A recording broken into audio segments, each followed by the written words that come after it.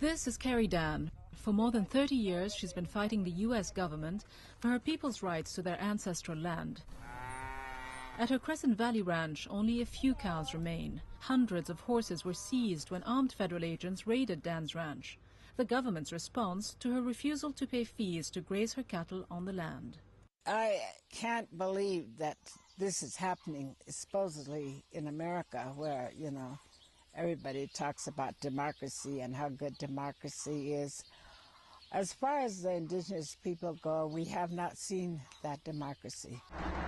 Dann is challenging the legality of the U.S. government's claim of ownership to millions of acres of traditional Shoshone territory.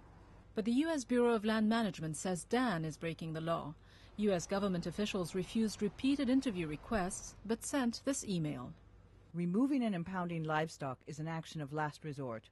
We have made hundreds of attempts to work with Dann. She has chosen not to resolve her issues with the government.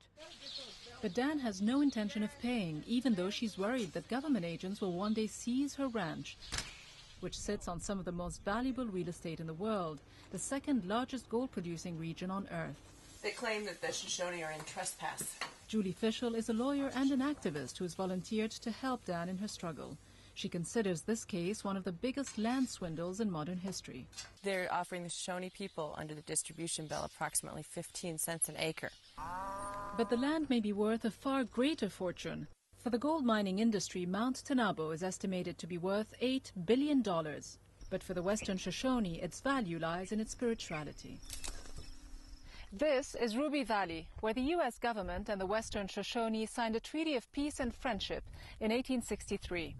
That was the last agreement between the two. Since then, much has happened to this land without the formal consent of the Western Shoshone people. Everywhere you look, corporate activity is growing. Water and geothermal projects here, an open-pit gold mine there, along with all the damage it could cause the environment. The U.S. government is now offering every Western Shoshone $20,000 as a final settlement. But many, like Raymond Yowell, one of the elders and a cousin of Carrie Dann, have refused the offer. The Mother Earth is not for sale. That's what I stand on. I will not accept it. If it's $1 million, if it's 20 million, 100 million, I will not accept it. Not all the Western Shoshone agree. Some just want to take the money and move on. This has been a dream.